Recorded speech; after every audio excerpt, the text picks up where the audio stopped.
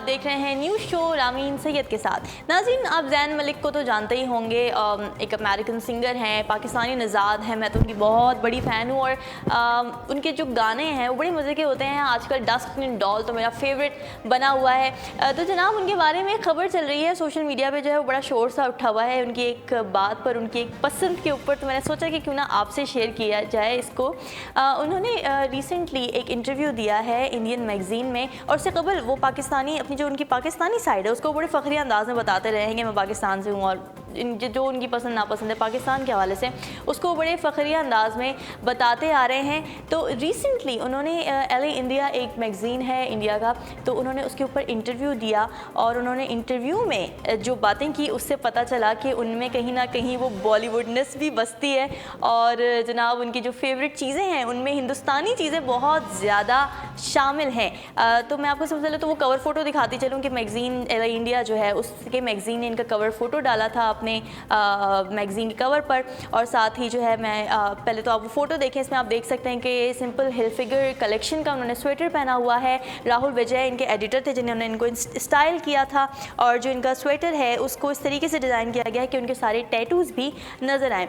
तो जनाब इन्होंने जो बात की वो मैं आपको बताती चलूँगी। उन्होंने बात क्या की? उन्होंने बात ये की कि उन्हें शाहरुख खान बहुत ज़्यादा पसंद है, और शाहरुख खान ही नहीं बल्कि उनकी जो फिल्म है देवदास, ना सिर्फ उन्होंने ख़ुद देखी है बल्कि उनकी जो करीबी दोस्त हैं गिगी हदीद, जो कि ख़ुद भी एक अमेरिकन मॉडल हैं, उन्होंने उनको भी वो मूवी दिखाई है, जिस पर सारे जो देवदास के फ़ैन्स हैं और जो शाहरुख खान के फ़ैन्स हैं, जितने भी बॉलीवुड फ़ैन्स हैं, वो बड़े खुश भी हुए हैं। और दूसरी तरफ हम जो पाकिस्तानी साइड पे जो लोग हैं जिन्हें कुछ ऐसा लग रहा है कि शायद उन्हें पाकिस्तानी तरफ ही अपनी पसंद का इजहार करना चाहिए था, तो उनकी तरफ से कुछ नागवारी का इजहार भी किया जा रहा है। और ना सिर्फ उन्होंने फिल्म और एक्टर की बात की बल्कि वो ये भी कहते हैं ज़ैन मलिक कि उन्हें इंडियन फूड बहुत ज़्यादा पसंद है, और उनकी जो वालदा हैं वो इंडियन खाना बहुत मज़े का बनाती हैं। तो जनाब इस पर जो रिएक्शन आए वो मैं आपसे शेयर करती चलूँ। कुछ ट्वीट्स में आपको बताऊँगी कि लोगों का कहना क्या है इस बारे में। अरीबा सिद्दीकी कहती हैं कि ज़ैन मलिक लाइक्स देवदास, और उसके बाद उसी को कैपिटल करके लिखती हैं कि ज़ैन मलिक लाइक देवदास।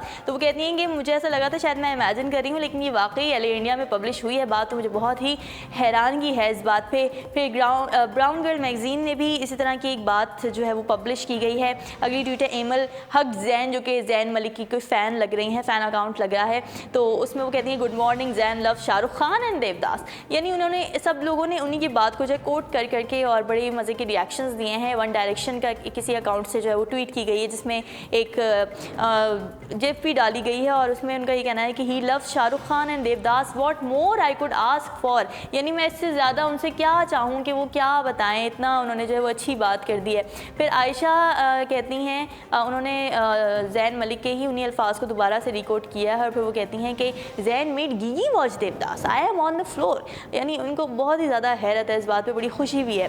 फिर जो री हैं, री का अकाउंट है एक ज़ैन फीचरिंग एबल, तो ज़ैन वो भी ये कहते हैं कि Zayn made Gigi watch Devdas, और आगे उन्होंने एक अजीब सा एक्सप्रेशन दिया हुआ है। फिर रुकैया कहती हैं, यही बात दोहराती है, वही कहती हैं कि ये सबसे बेहतरीन चीज़ है आज की जो मैंने पड़ी है। फिर जो कुछ ऐसे लोग भी हैं जिन्होंने इस बात पर नागवारियत का इजहार किया, क्योंकि वो पाकिस्तानी नज़ाद हैं, तो उन लोगों का ये कहना था कि उन्हें पाकिस्तानी साइड की ही अच्छी चीज़ें बतानी चाहिए थी, इंडियन साइड की नहीं बात करनी चाहिए थी। तो उनकी तरफ से क्रिटिसिज्म भी आया है। तो हमारा कहती हैं कि तो क्यों बॉलीवुड ने सिर्फ इसी चीज़ को क्यों मेंशन किया कि उन्हें देवदास पसंद है और शाहरुख खान पसंद है। ऑब्वियसली वो इंडियन मैगज़ीन है तो उन्होंने उसी को पब्लिश करना था, उसी को हाईलाइट करना था। तो जनाब मुख्तलिफ लोगों के मुख्तलिफ राय सामने आ रही हैं और शोर उठा हुआ है ट्विटर पे। मैंने सोचा आप लोगों के साथ शेयर करूं। और मेरे ख्याल से नाज़रीन अपनी पसंद नापसंद होती है, और हमें सिर्फ आर्टिस्ट के काम से मोहब्बत करनी चाहिए। वो हमारे लिए जो एंटरटेनमेंट प्रोड्यूस करते हैं तो हमें उससे मोहब्बत करनी चाहिए और प्यार मोहब्बत ही बांटना चाहिए।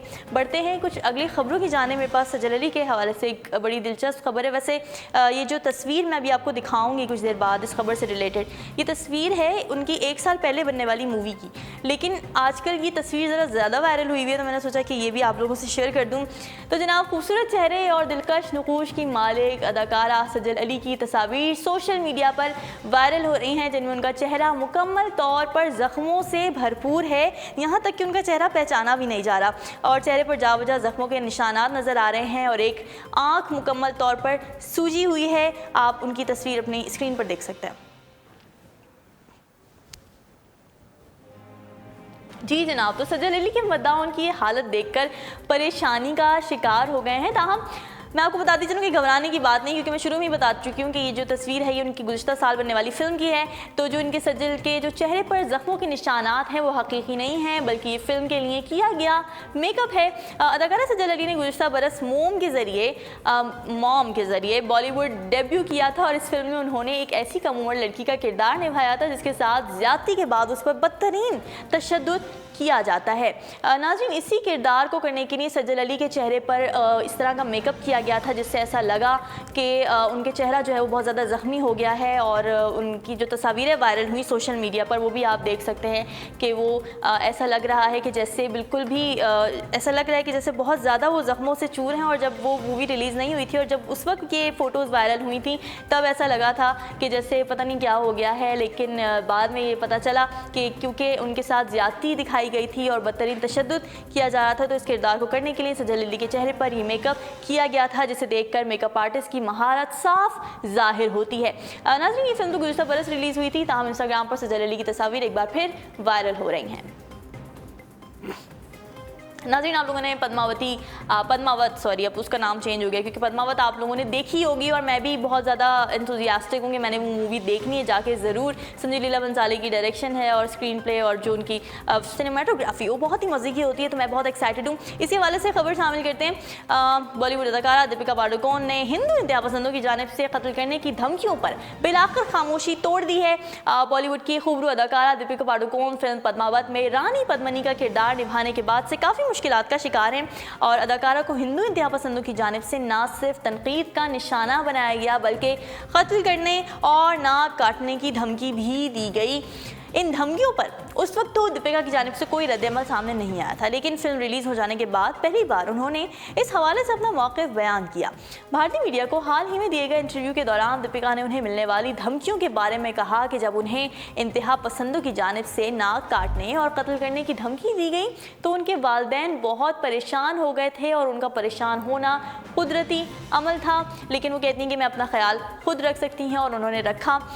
और इंटरव्यू के दौरान उन्होंने फिल्म पद्मावत पर अपने वालिदैन के रद्द-ए-अमल के बारे में बात करते हुए कहा कि जब मेरे वालिदैन ने फिल्म में मेरी अदाकारी देखी तो उनकी आंखें आंसुओं से भर गई थीं और कि वो कहती हैं कि मैंने उन्हें कहते सुना कि हाँ ये हमारी बेटी है। इस तरह के जुमले वालिदैन की जानिब से बहुत ज़्यादा इंकरेजिंग होते हैं। तो जनाब दीपिका ने रानी पद्मिनी के हवाले से बात करते हुए ये कहा कि मैं इस किरदार के बारे में ज़्यादा नहीं जानती थी क्योंकि मुझे तारीख़ नहीं मालूम, लेकिन जब मुझे इस किरदार की पेशकश हुई तो मैंने रानी पद्मिनी के बारे में पढ़ना शुरू किया और उनके बारे में सबसे अच्छी बात जो वो कहते हैं कि उन्हें पसंद आई वो ये थी कि अपने शौहर के बाद वो बिल्कुल नहीं टूटी, क्योंकि राजा रावल रतन सिंह के बाद सारी रियाया की नज़रें अपनी रानी पर थीं और वो तमाम लोगों की ताकत बनी हुई थी। तो उन्होंने संजय लीला भंसाली के बारे में भी कहा कि भंसाली ने मुझे मेरी ज़िंदगी के 3 अहम किरदार लीला, मस्तानी और पद्मावती दिए हैं और ये तीनों एक दूसरे से बिल्कुल मुख्तलिफ किरदार हैं और लोगों ने मुझे इन तीनों किरदारों में बहुत ज़्यादा सराहा है।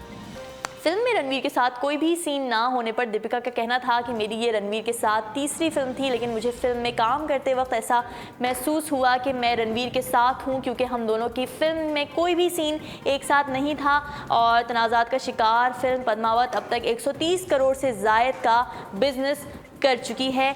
इसी तरह की और मज़ीद ख़बरें शामिल करेंगे, आपको देंगे बॉलीवुड से मज़ीद ख़बरें। अमिताभ के बारे में एक ख़बर मेरे पास आई है जो मैं आपके साथ शेयर करती चलूँ कि ट्विटर जो है, जो कि आजकल जो है वो सारी सेलिब्रिटीज़ उसको यूज़ कर रहे हैं, ट्विटर के सार्फिन जो है वो बढ़ते जा रहे हैं। और अमिताभ बच्चन ने कहा यह है कि क्योंकि उनके ट्विटर पर जो मद्दाह हैं उनकी तादाद में कमी आ चुकी है, इस वजह से वो ट्विटर छोड़ने का फ़ैसला कर रहे हैं।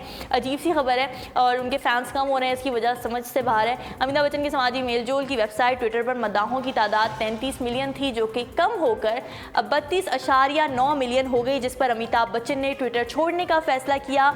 और उन्होंने अपने ट्विटर पैगाम में ये कहा कि मेरा इस दौड़ में वक्त ख़त्म हो गया है और मैं सबका शुक्रगुजार हूँ कि उन्होंने मुझे इस दौड़ में शामिल किया है। बढ़ेंगे कुछ दिलचस्प अजीब खबरों की जानिब। गुज़िश्ता दिनों आपने जापान की खूबसूरत तरीन खातून रोबोट एरिका के बारे में खबरें पढ़ी होंगी और अब इस साल एरिका बतौर न्यूज़ एंकर पहली मर्तबा खबरें पढ़कर सुनाएंगी। यानी हम जैसे न्यूज़ एंकर्स की तो छुट्टी होने वाली है, क्योंकि अब रोबोट्स आगे जो है वो न्यूज़ सुनाया करेंगे। इंसान नुमा इस रोबोट में दुनिया का सबसे जदीद मसनूई निज़ाम नस्ब है जो इसे बातचीत के काबिल बनाता है। इसे बनाने वाले इंजीनियर हिरोशी आर्ची गोरू ने बरसों की मेहनत के बाद इसे तैयार किया है और वो कहते हैं कि इसमें गोया आला दर्जे का आज़ादाना शऊर है जिसे हिरोशी एक तरह की रूह करार देते हैं। चंद माह बाद अप्रैल में एरिका एक नया किरदार निभाएंगी जो इससे कबल पहले कभी नहीं किया गया और एरिका जापानी टीवी पर पहली मर्तबा खबरें पढ़कर सुनाएंगी। डॉक्टर हिरोशी के मुताबिक वो मसनूई जहानत और इंसानी मदद से खबरें पढ़ेंगी। डॉक्टर हिरोशी ओसाका यूनिवर्सिटी में इंटेलिजेंट रोबोटिक्स लेबॉर्ट्री के सरबराह हैं और वो 2014 में अपनी रोबोट को टीवी पर न्यूज़ कास्टर बनाने की कोशिश कर रहे हैं। इस रोबोट की तैयारी में गुज़िश्ता कई बरस में खतीर रकम खर्च की गई है और इंसान नुमा ये रोबोट अपने बाजू तो नहीं हिलाती लेकिन बात करते वक्त अपनी गुफ्तगू में तासुरात शामिल करती है और ये मुतवज्जा भी होती है और सवालात के जवाबात भी देती है। जी नाज़रीन, एक ऑस्ट्रेलियाई शख्स को मछली पकड़ने का हद से ज़्यादा ही शौक है, तभी मौसूफ ने सैलाब में अपनी फ़िशिंग रॉड निकाली और सड़क पर मछली पकड़ने की कोशिश करने लगे। डामिन मोंग ने फेसबुक पर एक वीडियो पोस्ट की है जिसमें उसे शुमाली इलाके में आए हुए सैलाब के पानी से अपना मछली पकड़ने का शौक पूरा करते दिखाया गया है और डार्विन के करीबी इलाके में डामिन ने सड़क पर बहते पानी में ही मछली पकड़ने की कोशिश की और हैरत अंगेज तौर पर मछली कांटे में फंस भी गई। सार्फिन ने डामिन की मछली पकड़ने के शौक और सैलाब से फ़ायदा उठाने को बहुत ज़्यादा सराहा है। नाज़रीन, आपको बताएं कि शुमाली लंदन में एक शख्स ने 1200 पाउंड सालाना फ़ीस अदा करके अपने ऑफिस के बाहर पार्किंग की जगह ली, मगर एक दूसरा शख्स उसकी जगह पर अपनी गाड़ी खड़ी करने लगा। अब उस शख्स ने पर्ची लिखकर भी गैर कानूनी गाड़ी पार्क करने वाले के लिए छोड़ी, मगर वो बाज ना आया। ऐसी सूरत में होना तो ये चाहिए था कि वो पार्किंग कंपनी को बुलाता और उनसे मसला हल कराता, लेकिन उसने भी गैर कानूनी तौर पर गाड़ी पार्क करने वाले को मज़ा चखाने का प्रोग्राम बनाया। उस शख्स ने सोशल मीडिया पर एक पोस्ट में बताया कि जब 10 दिन गुजर गए और वो बाज ना आया तो मैंने उसे सबक सिखाने का फ़ैसला किया। इस नामालूम शख्स ने अपने भाई की गाड़ी ली जो छुट्टियों पर गया हुआ था और जुम्मे की शाम को गैर कानूनी तौर पर पार्क की हुई गाड़ी के सामने खड़ी कर दी। इस गाड़ी ने गैर कानूनी तौर पर खड़ी गाड़ी का रास्ता बंद कर दिया। इसके बाद इस शख्स ने पार्किंग कंपनी को फ़ोन किया और अपने भाई की गाड़ी का नंबर बताकर कहा कि जब तक वो पार्क खड़ी है कोई उसे छूने भी ना पाए। सोमवार को वो शख्स काम पर गया तो उसने देखा कि गैर कानूनी तौर पर गाड़ी पार्क करने वाला शख्स पार्किंग कंपनी के अफसर पर चीख रहा है जिसने उस पर 100 पाउंड का जुर्माना कर दिया था। जुर्माने की वजह यही थी कि इसकी गाड़ी गलत पार्क थी और इसने हटाई भी नहीं थी और पार्किंग कंपनी इसके सामने कानूनी तौर पर खड़ी गाड़ी को हटाने की मिजाज नहीं थी। इस दौरान वो शख्स अपने दोस्त की पार्किंग की जगह इस्तेमाल करता रहा और अगले दिन पार्किंग कंपनी ने फिर गैर कानूनी तौर पर गाड़ी पार्क करने वाले को 100 पाउंड जुर्माना कर दिया।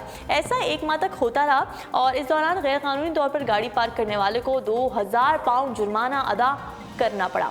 एक माह के बाद जब उस शख्स ने अपने भाई की गाड़ी हटाई तो गैर कानूनी तौर पर गाड़ी पार्क करने वाला वहां से ऐसा गया कि मुड़कर भी कभी वापस नहीं आया।